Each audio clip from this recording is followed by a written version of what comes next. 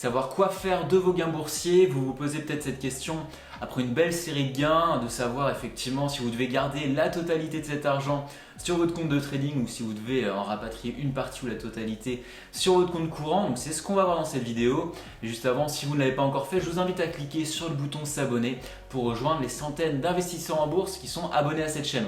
Allez, c'est parti!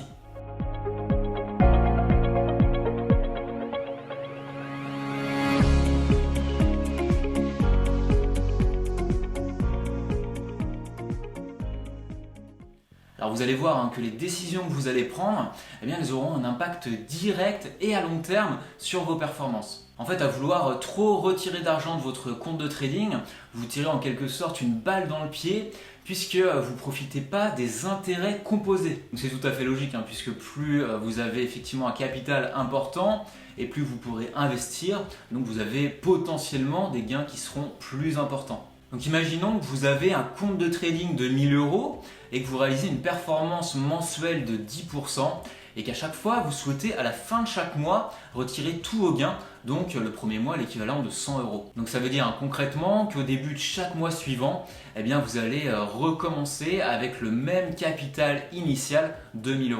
On va voir maintenant l'impact si vous aviez laissé 70% de vos gains sur votre compte de trading et que vous aviez seulement viré 30% sur votre compte courant. Donc vous voyez que la base n'est plus du tout la même puisque le mois suivant vous repartez avec 1070 €.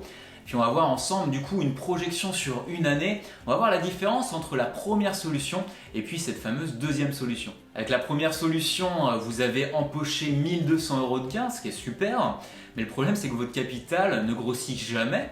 Donc vous vous retrouvez à la fin de l'année toujours avec vos fameux 1000 € de départ. Dans la deuxième solution, vous seriez toujours parti avec un capital de 1000 €, mais cette fois-ci vous auriez laissé 70% sur ce compte et puis 30% pour vous éclater pour par exemple faire des voyages et profiter de vos week-ends. Alors à la fin de l'année, est-ce qu'il va vraiment y avoir une différence entre les deux solutions? Comme vous le voyez, la différence elle est énorme. Certes, on n'a empoché que 536,65 € sur l'année complète de gains, soit presque 2 fois moins qu'avec la première solution. Mais c'est notre capital de départ qui a largement évolué puisqu'il a plus que doublé. Vous voyez, on arrive à un capital de 2300 € et si on fait une projection sur l'année suivante, vos gains, ce que vous aurez empoché, dépassent largement la première solution. Le deuxième avantage à agir de cette manière, c'est que vous pourrez faire plus d'erreurs. Imaginez dans le premier cas, si vous faites une position catastrophique qui plombe votre capital jusqu'à la fin du mois, vous aurez beaucoup de mal à vous en remettre mentalement puisque vous n'aurez pas réussi à combler votre perte. Et deuxièmement, vous finirez le mois en dessous de votre capital de départ. Alors que si vous laissez ne serait-ce qu'un peu de gain sur votre compte de trading, vous pourrez faire plus d'erreurs et vous les accepterez d'autant plus facilement car elles n'amputeront pas votre capital de départ mais simplement vos gains réalisés.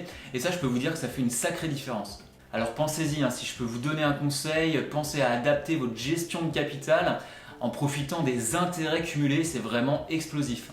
En fonction de votre situation actuelle, si vous êtes débutant, je vous conseille vraiment de ne rien retirer de votre compte de trading et de réinvestir 100% de vos gains. Et puis si vous avez des gains réguliers, je vous conseille de retirer entre 30 à 50% maximum de vos gains. Et puis ces gains peuvent vous servir par exemple à vous créer d'autres sources de revenus passifs sécurisés, comme de l'assurance vie par exemple. C'est vrai que c'est toujours bon d'avoir du cash qui tombe à la fin de chaque mois. Donc pensez-y, plus vous retirez d'argent de votre compte de trading et plus il vous sera difficile de faire évoluer rapidement votre capital. Voilà, j'espère que cette vidéo vous a plu, qu'elle va vous faire réfléchir sur comment bien gérer votre capital de trading.